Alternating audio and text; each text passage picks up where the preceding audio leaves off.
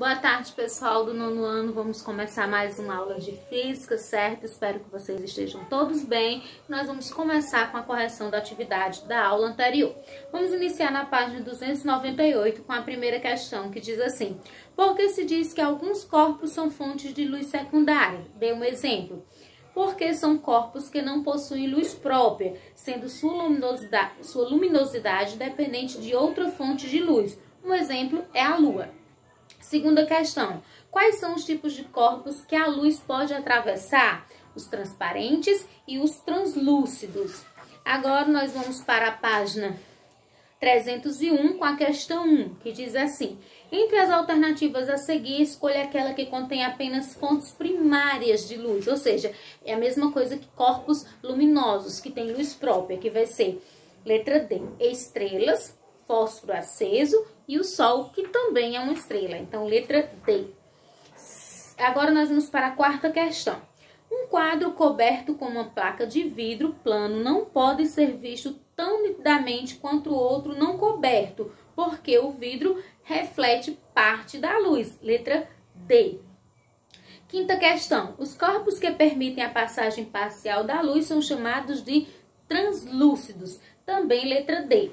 Então, eram só essas questões, né? Como eu disse para vocês, nós vamos trabalhar o capítulo em 3 partes, né? Para que não fique muito puxado para vocês e para que vocês possam compreender. Então, dando continuidade à nossa aula, nós vamos hoje iniciar falando sobre a velocidade da luz, certo?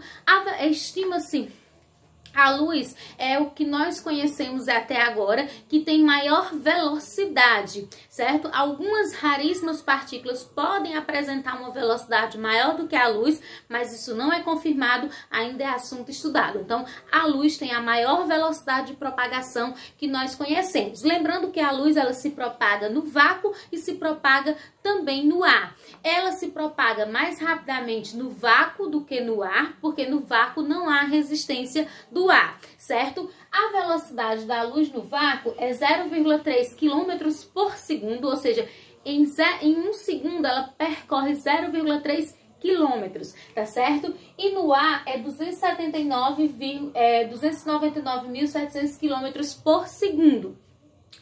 A gente trabalha com um valor aproximado, certo? Apesar de existir essa diferença entre o vácuo e o ar, sendo que a luz se propaga mais rápido no vácuo do que no ar, mas a gente trabalha com um valor aproximado para a luz de 300 mil quilômetros por segundo ou 3 vezes 10 a oitava metros por segundo, que é a velocidade da luz, que é um valor que a gente usa tanto para o vácuo como para o ar. Então, a luz, ela também vai se propagar mais rapidamente dependendo da sua cor. Vocês têm na página 291 um quadro que vai mostrar aí que a luz vermelha é que tem maior propagação, tem maior velocidade de propagação, seguida da laranjada, da amarela, da verde, da azul, da anil e por último nós temos a luz violeta que tem a menor velocidade de propagação.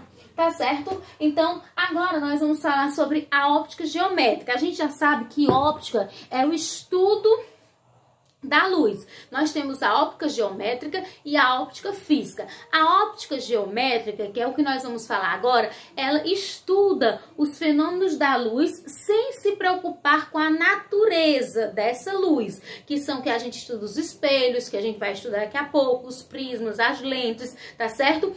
E já a óptica física, ela estuda os fenômenos os fenômenos luminosos, se preocupando com a natureza, ou seja, que dependem da natureza dessa luz, tá certo? Que é o que acontece com o estudo da difração, da interferência, que são assuntos que são estudados mais no ensino médio, que vocês irão fazer o ano que vem, tá certo? Então, a óptica geométrica, ela vai estudar os fenômenos luminosos sem se preocupar com a natureza desses fenômenos luminosos, tá certo?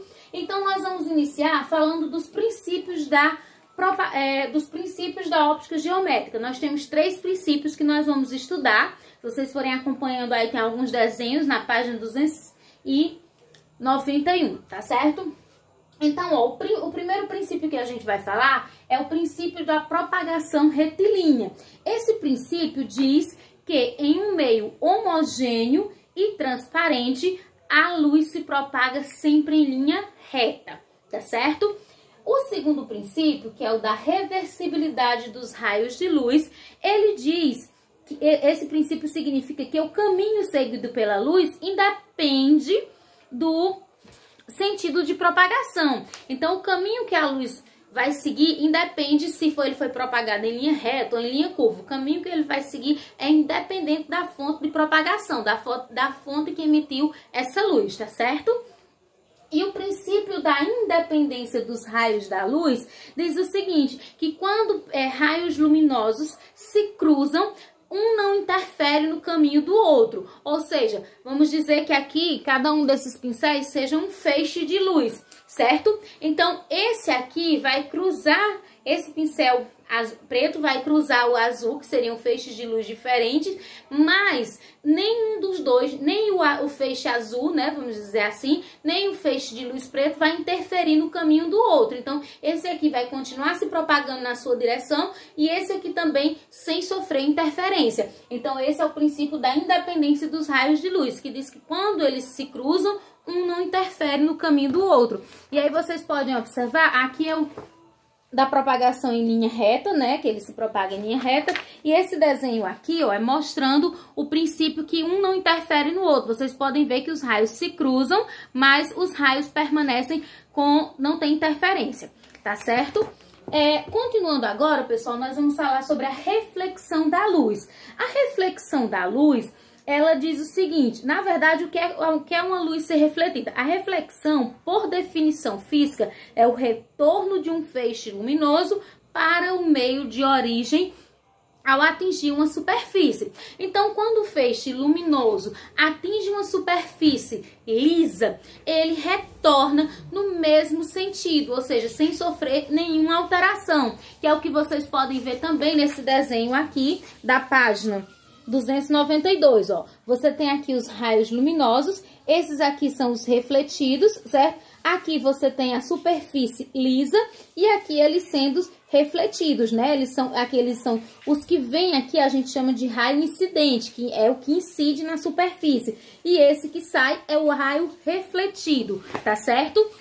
Então, a reflexão, por definição, vai ser o retorno de um feixe de luz para o meio de origem ao atingir uma superfície. Um lago, por exemplo, num lago, a água, ela funciona, e a superfície que reflete essa luz, ela funciona como um espelho. É o que acontece com o caso da água. A luz do sol, ela bate na água de um lago, por exemplo, e ela é refletida. E a água funciona como se fosse um espelho refletindo esses raios de luz do sol, tá certo? Agora, nós vamos falar sobre as leis da reflexão.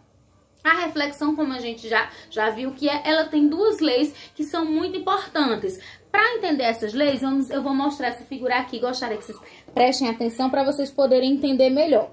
Ó, aqui na página 292, bem aqui, nós vamos ter esse risquinho aqui azul. Isso aqui é a superfície refletora. Aqui nós temos o raio incidente, que vai incidir nessa superfície refletora. Aqui nós temos o raio refletido, depois que incide ele é refletido. Aqui nós temos uma linha imaginária que a gente chama de normal, essa linha imaginária é normal, que é a linha que divide o raio incidente do raio refletido. Vocês podem ver que aqui vai formar um ângulo entre o raio incidente e a normal, que nós vamos chamar de ângulo de incidência.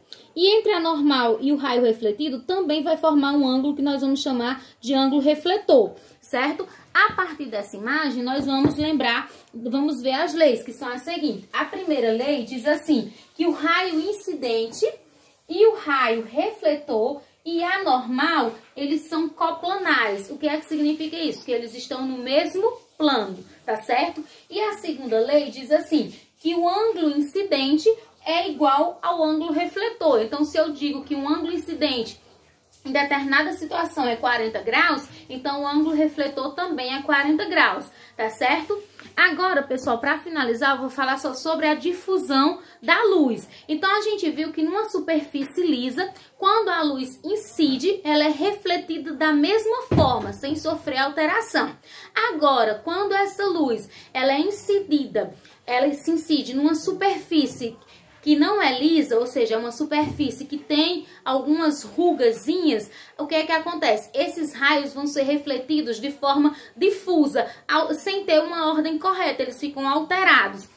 É mais ou menos isso aqui, ó, para vocês terem uma ideia. Então tá aqui, ó, aqui é a superfície rugosa. Vocês podem ver que ele é incidido, bem retinho, só que ele é refletido de forma diferenciada, tá certo? Então, ele não é refletido da mesma forma que ele foi incidido, então sofre uma alteração. E esse fenômeno nós chamamos de difusão da luz, tá certo, pessoal? Então, por hoje era só isso, tá bom? Eu vou colocar as páginas da atividade, as questões lá na sala de aula, que aí vocês podem responder pela sala de aula, mandar no aplicativo, ou se não conseguir, manda a atividade resolvida no meu zap que eu tô recebendo. O importante é que vocês façam, tá certo? Tô disponível de 1 mais 5 para tirar qualquer dúvida, tá bom, pessoal? Tchau e um abraço!